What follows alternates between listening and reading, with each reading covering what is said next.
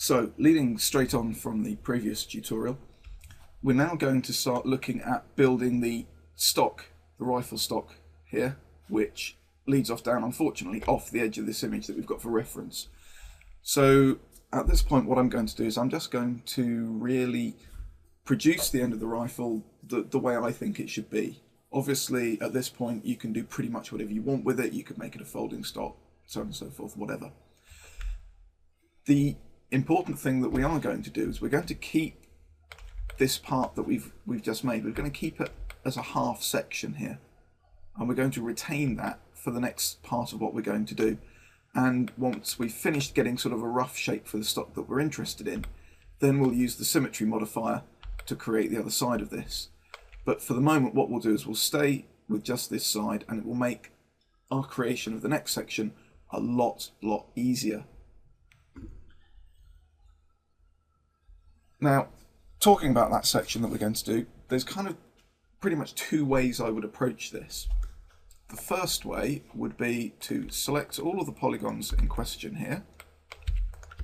And if we just do that, there we go. And I would do a quick extrude, and then I'd maybe move that a little bit, and we'd consider sort of saying, okay, fine, we'll do a little bit of that, and then maybe come in, put a cut in there and say, oh, well, actually what I wanted was, I really wanted more detail in here, and then so on and so forth. The other way that we could do it, which would possibly be a lot quicker, is I'm actually going to create a line. Now what I normally do is I normally start with a linear spline, or line, or whatever you want to call it, and then I go in and I add the curves in afterwards, and I find that that becomes a lot easier to control what you're working with. Other people have different ways of working with them, but this is just how I'm doing this. So I'm going to kind of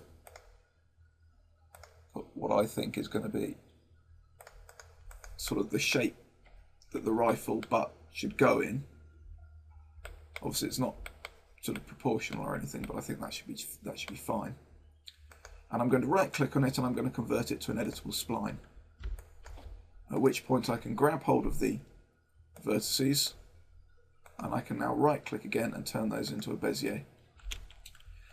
Now when you're working with splines, if I just press the W key, I go into move mode, but the only problem is you've got these damn handles in the way that they really do just get in the way when you're trying to work.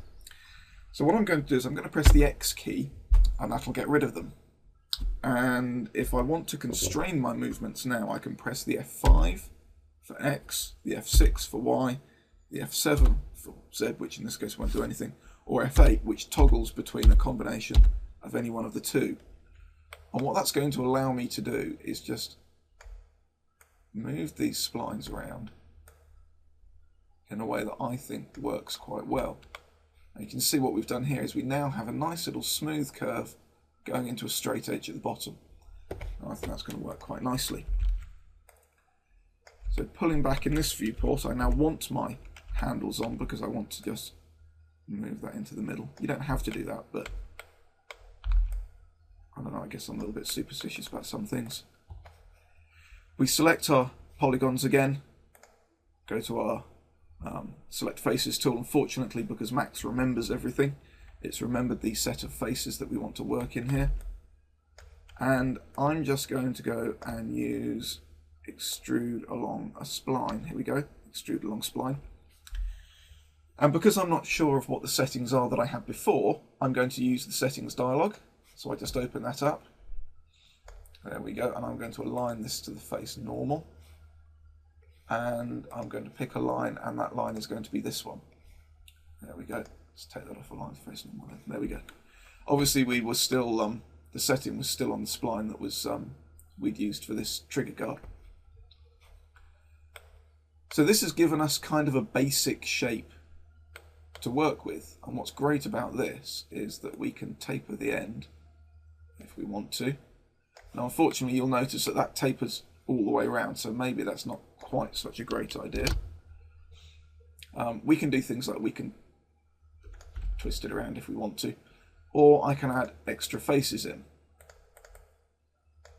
And I think in this instance what I'm going to do is I'll probably just save myself a lot of hassle and aggro, and I'll just keep it as simple as possible for the moment. The reason for that is that I don't want to unnecessarily overcomplicate matters.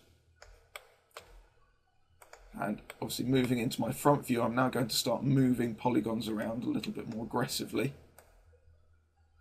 So now let's have a look at what's going on there. Okay, we appear to have right at the end here, we've got a face that doesn't have any cuts in. What we really want is we want cut marks along here to create hard polygons so that we can move the vertices about. So there you go, I've just used the cut tool. You can see the cut tool has told me I wanted to start from a vertex and then move along and double click to an edge. So if I now take my vertices here, start to move those up. And if I didn't want this edge to be quite so harsh, what I can do is again put a cut mark in along here, and we can probably do another couple of quick chamfers. Where are we? Chamfer tool, there we go, chamfer tool.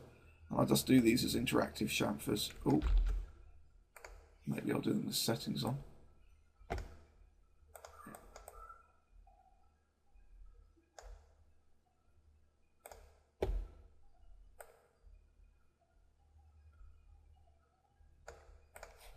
Okay. Now again, you remember in the last tutorial I spoke about edges and turning edges. Well, this is the time we want to start getting into looking at turning edges. You can see what we've done there is we've just taken all of the edges that were sort of all aligned together, and we've made them pull back to this point. So that's given us a much cleaner edge around here. And actually the back of the trigger guard now has a nice little chamfer on. Albeit not the most pretty one, but it's better than nothing.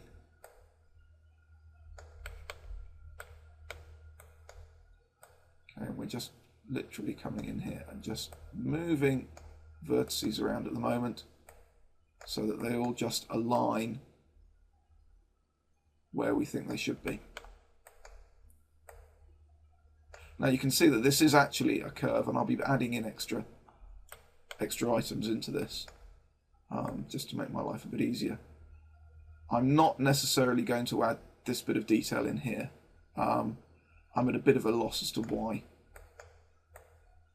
you'd have what looks like a coat hook on the end of a rifle. I'm sure someone will be able to tell me, but